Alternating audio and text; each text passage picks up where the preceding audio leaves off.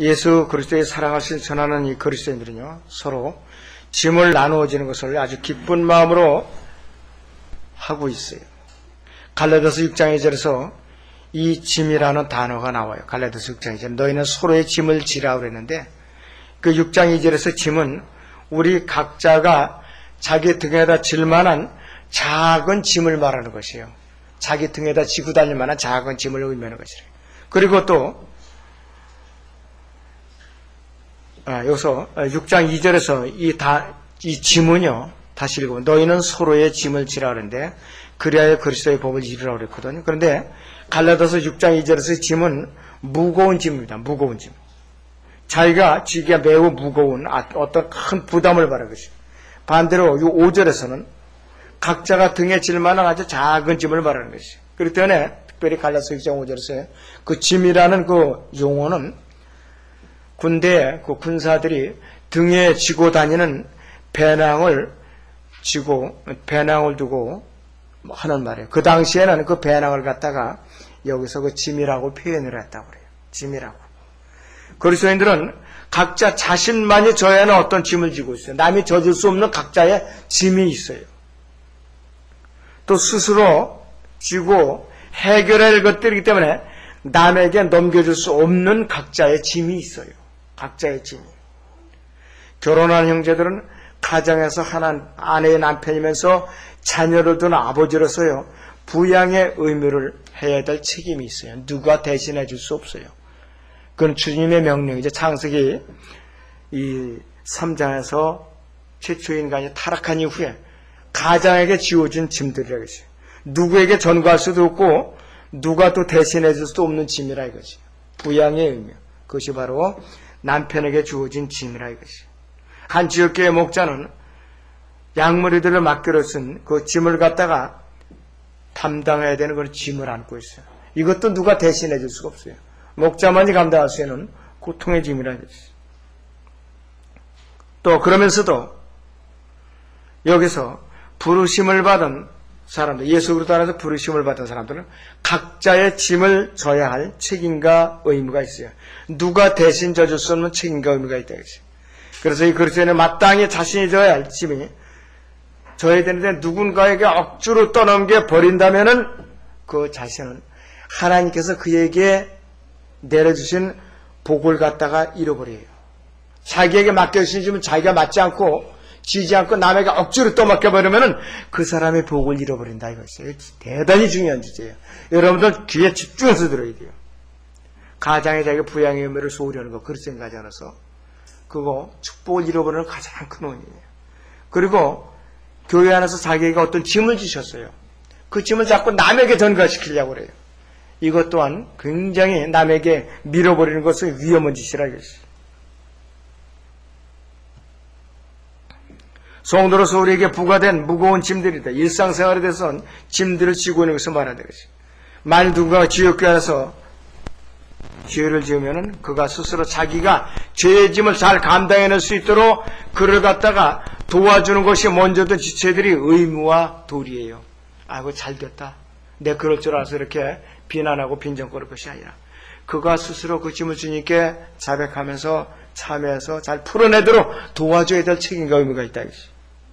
믿음 안에서 다른 지체들이 짐을 지고 가도록 지체들 사이에 서로 도울 수 있도록 우리는 역할을 잘 담당해야 된다. 우리는 주 안에서 교제 가운데 서로의 짐을 나눠줄 수 있고 또 서로 도울 수가 있는 것이에요. 물질적으로도 육체적으로도 도울 수가 있다. 우리는 그리스도인들 각자 짐을 나눠줄 수 있는 여러 가지 방법들이 있어요. 이 바울은 갈라디아서 6장 1절에서 5절에서 이 강조하고 있는 여러 가지 시험에 덫에 걸려 넘어지는 연약한 지체들에게 향해서 세 가지 교훈을 주고 있어요. 첫째는 뭐냐겠어요. 첫째는 바로잡으라는 명령에 순종하라고 하는 거죠. 바로잡으라는 명령에 순종해야 돼요. 그리고 이 바로잡으라는 명령에 순종하는 이유가 뭔가? 그리스도의 법을 이루기 위해서 그렇게 순종하라고 하는 것이죠. 그리고 세 번째는 우리가 바로잡으라는 명령을 감당하는 방법은 어떤 방법으로 해야 되는가? 온유함으로 하라 이것이에요. 그것이 바로 바울이 우리에게 준 교훈이라 이것이에요. 자, 그런데 첫째는 우리가 해야 할 일은 뭐냐? 그리스도의 법을 이루기 위해서 우리가 해야 할 첫 번째 일은 뭐냐 이것이. 갈라디아서 6장 1절로 다시 봅니다. 6장 1절에 형제들아 어떤 사람이 무슨 잘못을 범했으면 영적인 너희는 온유의 영으로 그런 자를 바로잡고 내 자신을 돌아보라. 너도 시험을 받지 아니하도록 하라 이랬어요. 갈라디아서 6장 1절은 어떤 형제가 시험에 들어서 죄를 지은 후에 주님과의 교제로부터 벗어나서 그의 잘못이 교회 지체들에게 노출된 경우를 말하는 것이에요. 고린도후서 2장 6절에 10절에서 계모와 간음했던 사람이 교회에서 출교당했다가 참여하고 돌아왔어요. 회복되었어요. 갈라디아서 6장 1절에 그 형제도 이 지체도 마찬가지 회복이 되어야 된다겠어요. 또 이를 바로잡을 책임을 맡은 자들, 먼저 된 자들이 신중하게 기도하면서 또 조심스럽게 지혜롭게 잘 감당해야 된다 이것이. 여기서 교만한 마음이 생겨서 그 친구 아주 평상시에 괘씸했는데 그런 일이 우리가 일어날 줄 알았어. 속이 후련하다. 이런 식으로 고소하면 안 된다 이것이. 바로 이런 마음이 들 때 먼저 된 자들에게 마귀가 노려요. 어떤 식으로 노리느냐 이것이요. 자, 공격해서 그 사람을 교만한 마음 불어넣어가지고서 그 실족한 사람을 갖다 쫓아내게 만들어요. 교회에서. 잠언 24장을 잠깐 보겠습니다. 24장 17절에서 18절을 잠깐 보겠습니다. 잠언 24장 17절에서 18절을 보겠습니다. 원수가 넘어질 때 기뻐하지 말며 그랬어요. 원수가 넘어질 때 기뻐하지 말며 그가 실족할 때 네 마음으로 즐거워하지 말라 그랬어요. 중요한 주제입니다. 네 원수가 넘어질 때 기뻐하지 말며 그가 실족할 때 네 마음으로 즐거워하지 말라 그랬어요. 주께서 그것을 보시고 기뻐하지 아니하사 주의 진노를 그에게서 옮기실까 하노라 이렇게 훈계하고 있어요. 여러분들 참 윤정해야 될 말씀이에요. 이스라엘의 왕 다윗이 밧세바와 간음한 후에 선지자 나단을 하나님께서 다윗에게 보냈어요. 다윗은 아무도 모를 줄 알았어요. 그런데 나단은 다윗의 회복을 위해서 당신은 마땅히 죽어야 되고 하나님께 분명히 당신을 죽일 것이요 이렇게 일방적으로 통고하고 꾸짖은 것이 아니라 사무엘하 12장 13절에 보니까 주께서도 왕의 죄를 제하셨으니 왕이 죽지 아니하리다 이렇게 전했어요. 그러나 그가 죄값을 다 치렀어요. 밧세바와 간음에서 태어난 첫 번째 아이를 죽여버리지 않았겠어요. 데리고 가셨어요. 그리고 그 후대에 손자대에서 왕국이 분열되는 결과를 가져왔어요. 성숙한 그리스도인의 책이 뭐냐? 바로잡고라는 그 말씀에 우리는 유념을 해야 돼요. 갈라디아서 6장 1절 다시 봅니다. 우리. 형제들아 어떤 사람이 무슨 잘못을 보면서 영적인 너희는 온유의 이름으로 그런 자를 바로잡고 그랬어요. 바로잡고 그랬어요. 바로잡고라는 이 말씀의 의미를 우리는 살펴보고 교훈을 좀 얻어야 돼요. 이 바로잡고는 리스토어라는 말인데 회복하다라는 말이에요. 여기서 바로잡고라는 말은 보고 손뼉을 쥐고 좋아하라는 말이에요. 기뻐하라는 의미가 no rejoice라 기뻐하라는 의미가 아니라 있어요. 연약한 지체에 걸려 넘어지거나 죄를 범했을 때 어떻게 되느냐? 기뻐하라는 말이 아니다 이것이. 연약한 지체들이 실족하거나 실패하거나 걸려 넘어지면 사람들이 좋아할 수도 있어요. 인간이기 때문에 좋아할 수도 있다 이것이. 어느 지역교회에서 어느 목회자가 아무 잘못도 없는데 인터넷에다 루머를 퍼뜨리고 다른 지역교회 목자가 그따위 짓을 한다 이것이에요. 너무나도 참 가증스러운 일이에요.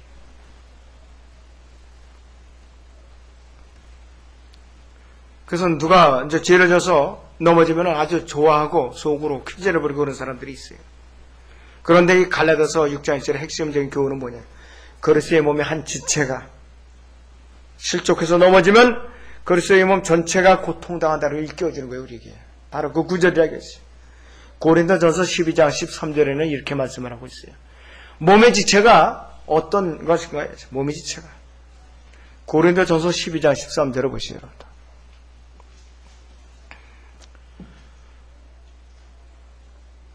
자, 만일 한 지체가 고통을 받으면 그랬어요. 만일 한 지체가 고통을 받으면 모든 지체가 그와 함께 고통을 받으며 만일 한 지체가 영광을 얻으면 모든 지체가 함께 기뻐하느니라. 이 말씀을 우리 깊이 묵상을 해야 돼요. 숙고해야 될 필요가 있다. 예를 들어서 몸에 눈과 귀와 입이 있고 코가 있고 발이 있고 손이 있어요. 몸에 여러 지체들이 있다. 자, 예를 들어서 몸에 달린 눈이 말이에요. 이 발이고만 가시에 찔려서 걸어가다가 내 발은 가시에 찔리지 않아서 천만다행이야. 자, 내 눈이 가시에 찔리지 않아서 천만다행이야. 이렇게 만약에 빈정거린다면은 그것이 유익된 처사인가 이거지. 자, 지옥교 안에서 한 지체가 고통을 받으면 다른 지체에게 연결해서 왜? 한 몸 안에 이렇게 연결되어 있기 때문에 그렇다 이거지. 자, 그래서 발이 고통받으면 눈도 펴놓을 수가 없어요. 눈도 고통받아 같이 괴로웠어.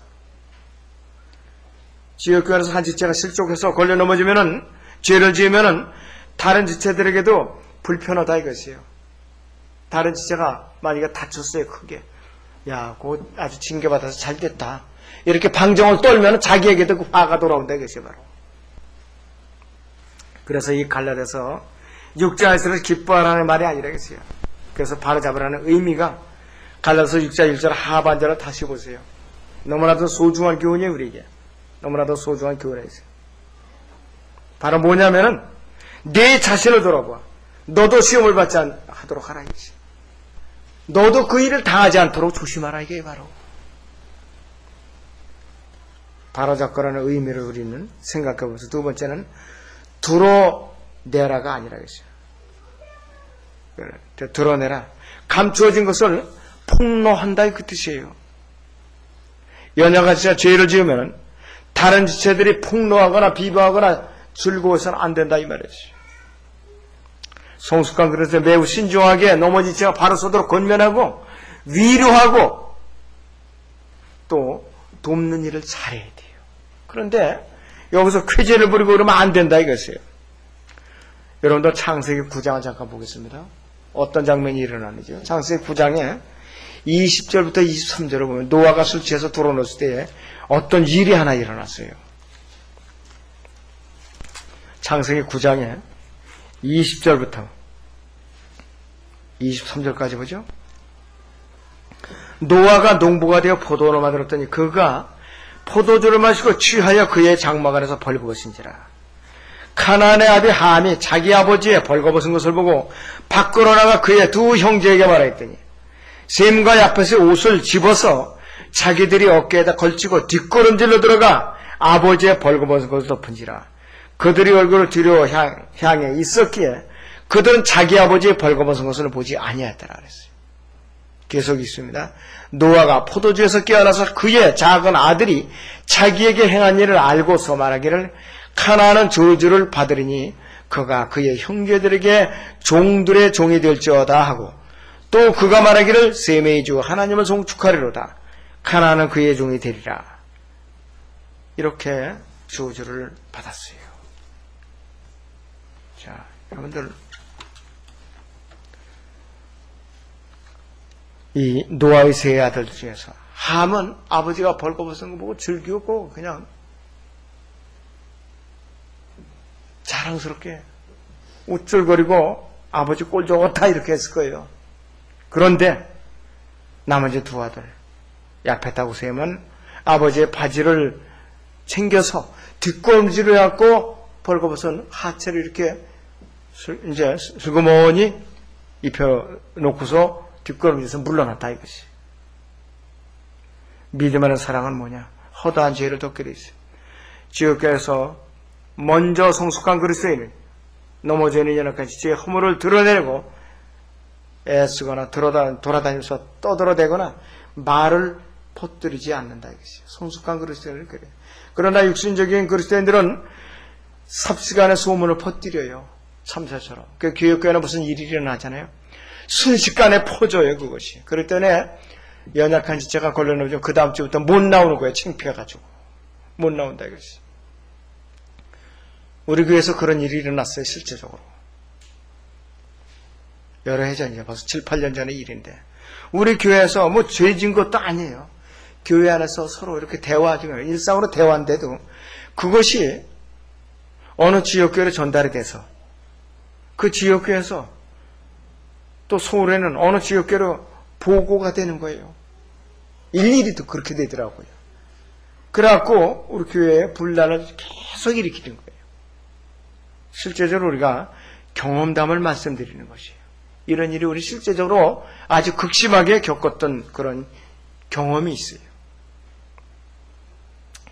바로잡고라는 의미를 우리가 생각하면서 세 번째는 뭐를 우리가 하면 안 되느냐. 거절을 해서는 안 돼요. 거절을 해서. 이거는 뭐냐. 연약한 지체가 넘어져서 죄를 지었어요. 귀찮으니까 따돌린다든가 배척해서는 안 되는 거예요.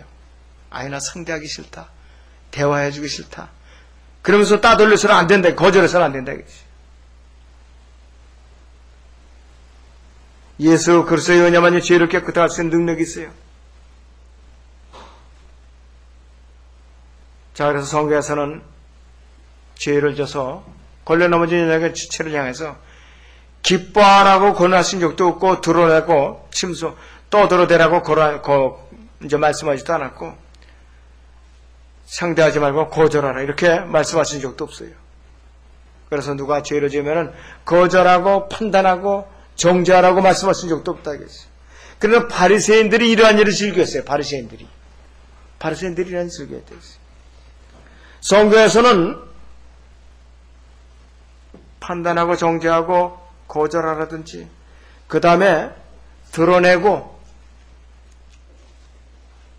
또 거절하고 기뻐하고 손뼉치라고 그러질 않았어요. 바로잡으라고 그랬지. 바로잡으라고.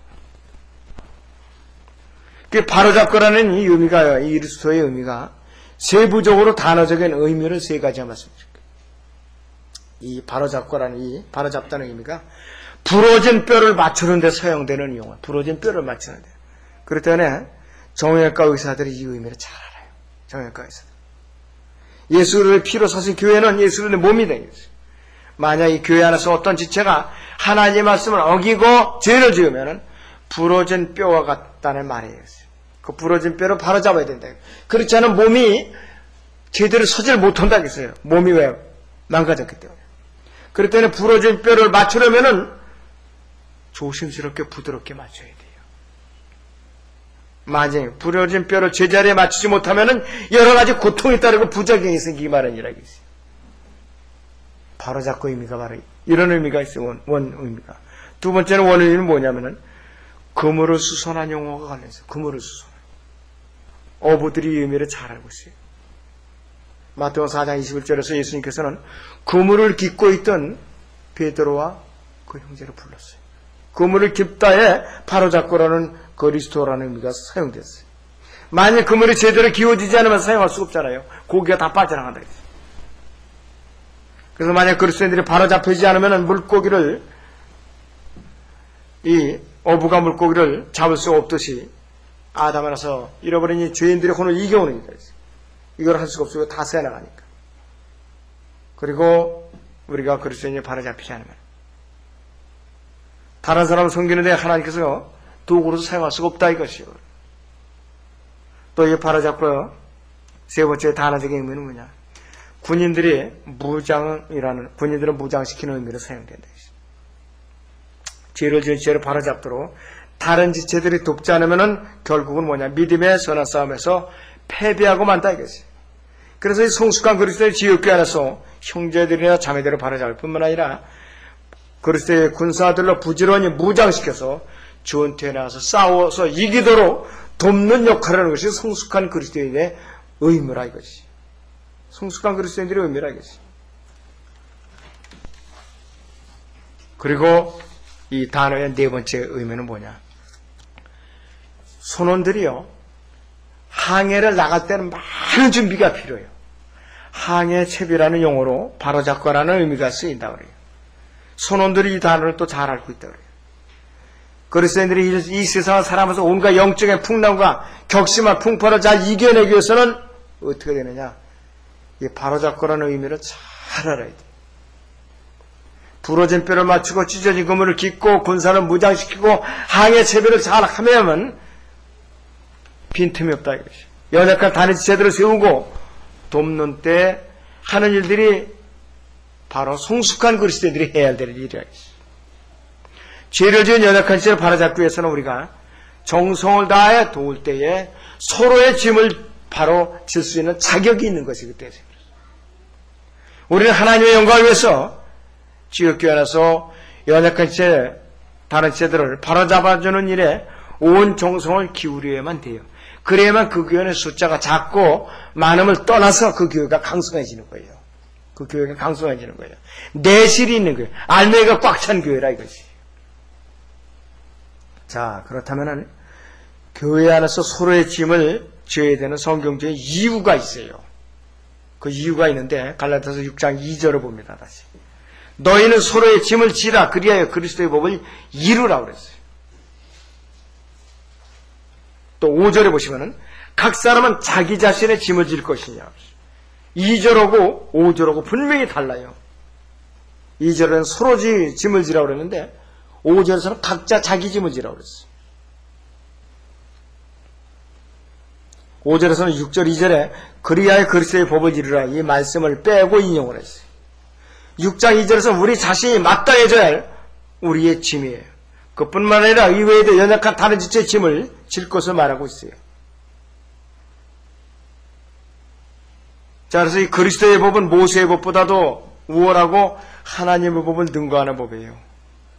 자, 그렇다면 하나님의 법은 어떤가 한번 보시죠. 로마서 7장을 잠깐 보겠습니다. 로마서 7장 22절에서 25절을 보시면은 하나님의 법이 도대체 어떤 것인가 한번 보겠습니다.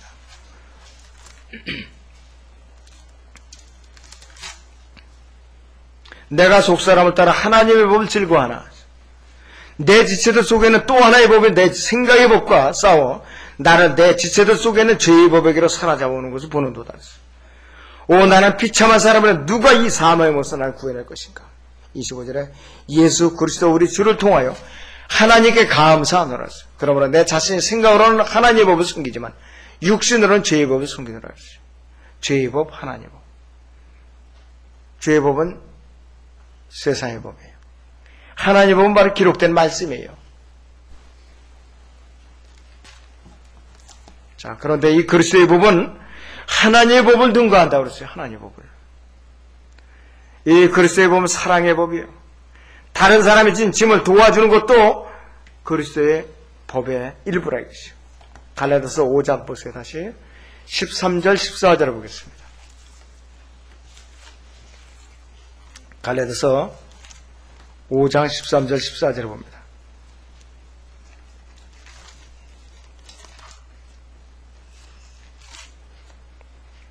형제들아 너희가 자유의 부르심을 받았으니 그 자유를 육신을 위한 계기로 삼지 말고 사랑으로 서로 섬기라.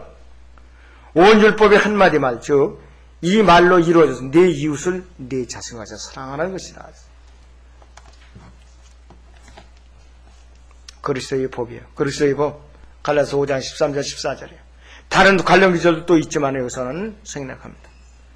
지금까지 가장 무거운 짐을 진 인류 최초의 사람이 누구신가? 예수 그리스도예요. 앞으로도 대신할 사람이 없다 이것이. 그래서 그분께서 마태복음 1장 30절에서 이는 내 멍에는 쉽고 내 짐은 가볍기 때문이라고 했어요. 우리의 무거운 죄 짐은 그분께 다 지고 가셨기 때문에 그분의 법을 우리가 지기만 하면은 우리는 깔려 죽지 않고 편안하게 갈 수 있다 이것이에요. 있어서 육체적인 박해는 있어도. 성숙한 그리스도인은요, 그리스도의 법이 무엇인가를 분명히 알고 있어요. 요한복음 13장 34절도 그리스도의 법입니다. 요한복음 13장 34절도. 내가 새 계명을 너희에게 주노니 그랬어요. 내가 새 계명을 너희에게 주노니 이는 너희가 서로 사랑하라는 것이라. 내가 너희를 사랑하는 것 같이 너희도 서로 사랑하라 이것이. 그리스도의 법이에요. 서로 사랑하라는 이 말씀은 이 그리스도의 법이라고 했어요.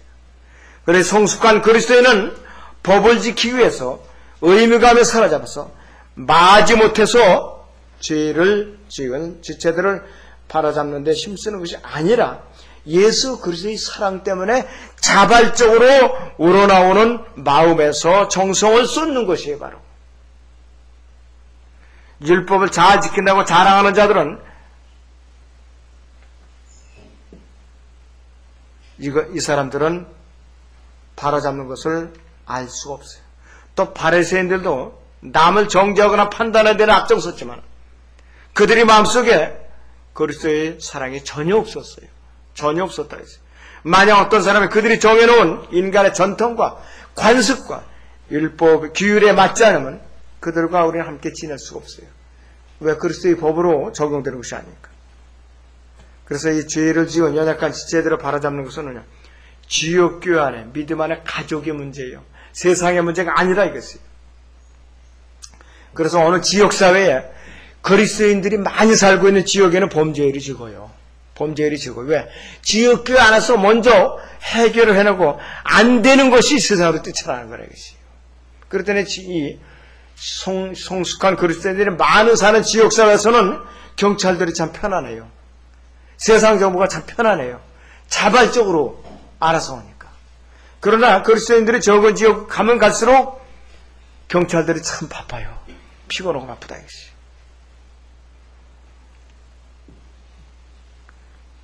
자, 그래서 이 성숙한 그리스도인의 믿음 안에서 있는 하나님의 가족들을 진심으로 사랑하며 보살펴야 된다 이것이에요. 갈라디아서 6장 10절을 보겠습니다. 갈라디아서 6장 10절을 보시죠. 그러므로 기회가 닿는 데는 모든 사람에게 선을 행하되, 그래서 특히 믿음의 가족들에게 할지니라 그랬어요. 믿음의 가족들에게 선을 행하라 그랬어요.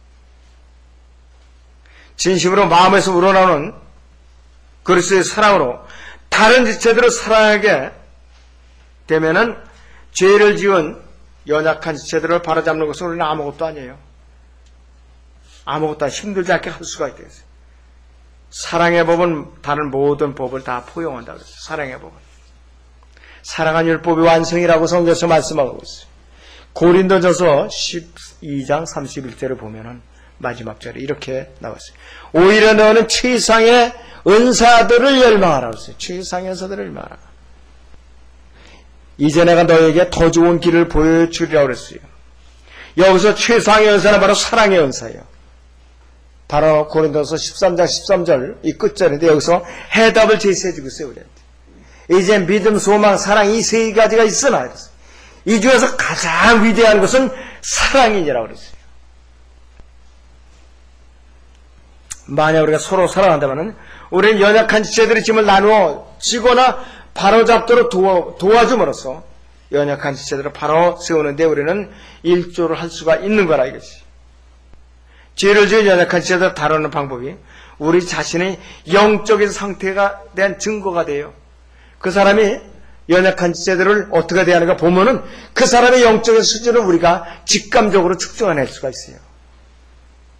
손가락질이나 비난하면 저 사람 아직 멀었구나. 그 사람에서 염려하고 말 한마디라도 격려해주고 위에서 중보기도를 해주고 또 여러 가지 역할을 이제 논아서 해주면 저 사람은 좀 성숙한 사람이구나. 딱 두 부류를 나눠줘야지 이렇게 안에서. 과연 여러분들 이 말씀을 들으면서 내가 지금 어느 수준에 와 있는가 여러분들이 다 헤아려질 거예요. 굳이 제가 뭐라고 다 물어보지 않아도 다 알 수가 있다. 자기가 영적인 측정이 될 수 있다 이것이요. 율법주의자들 또 남을 정죄하기를 좋아하는 자들은 남의 단점을 잡아서 그거를 이렇게 드러내는데 시간을 보내는데 즐겨한다 이것이.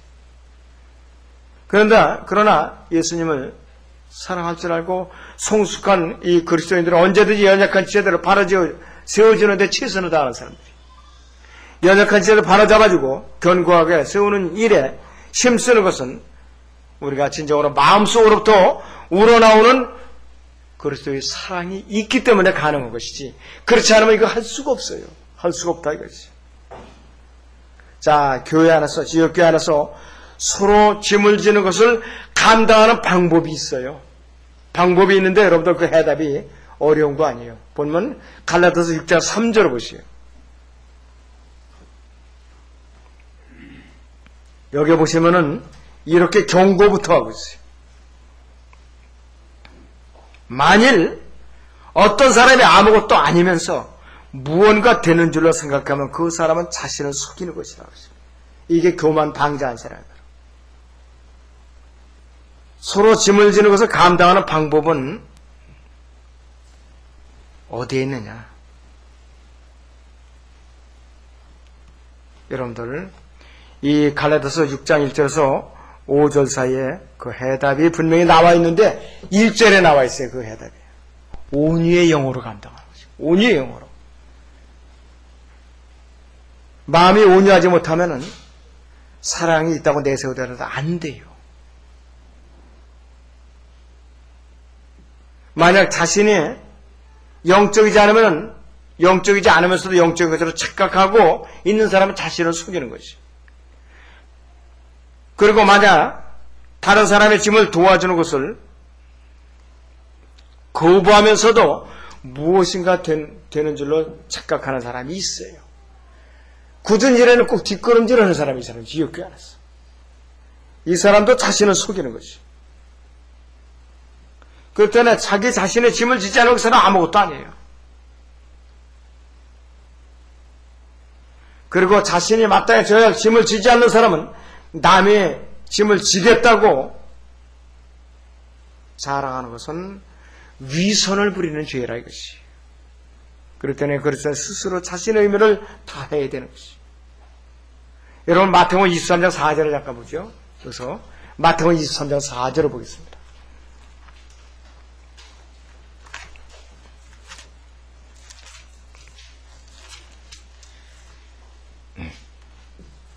(1절부터 4절까지 보겠습니다. 23장에. 그때 예수께서 무리와 제자들에게 일러 말씀하시기를 서기관들과 바리새인들이 모세의 자리에 앉아 있으니 그들이 너희에게 지키라고 한 모든 것을 지키고 행하라. 그러나 그들이 행위는 본받지 말라. 이는 그들이 말만 하고 행하지 않음이라. 이는 그들이 지기 힘든 무거운 짐을 묶어서 사람들이 어깨에 쥐어놓고 자기들은 그것을 옮기는 데 손가락 하나도 데려가지 아니함이니라.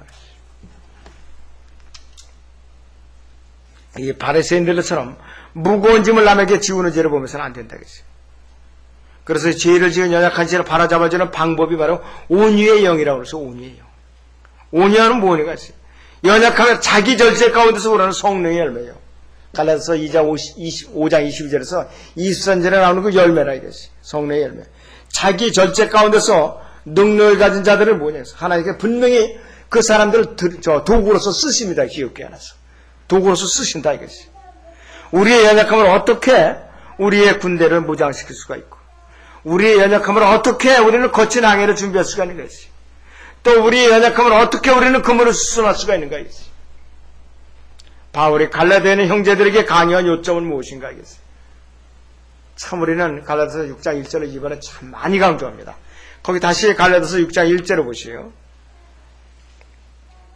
갈라디아에 있는 형제들에게 강요하는 요점은 그 하반절을 보시요.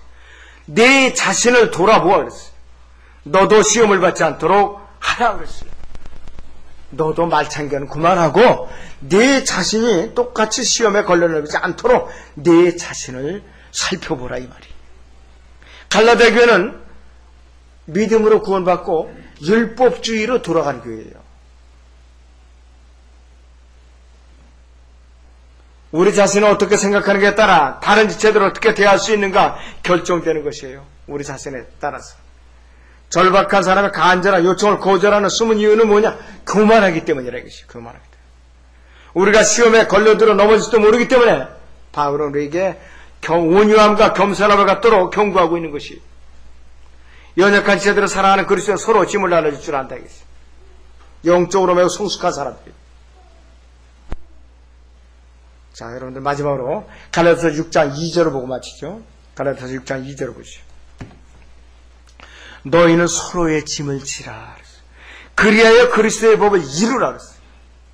이 말씀이 지옥교회 안에서 여러분 각인이 주님께서 우리를 셋째 안으로 부르시는 그 순간까지 우리의 믿음 생활의 좌우명이 되어야만 됩니다.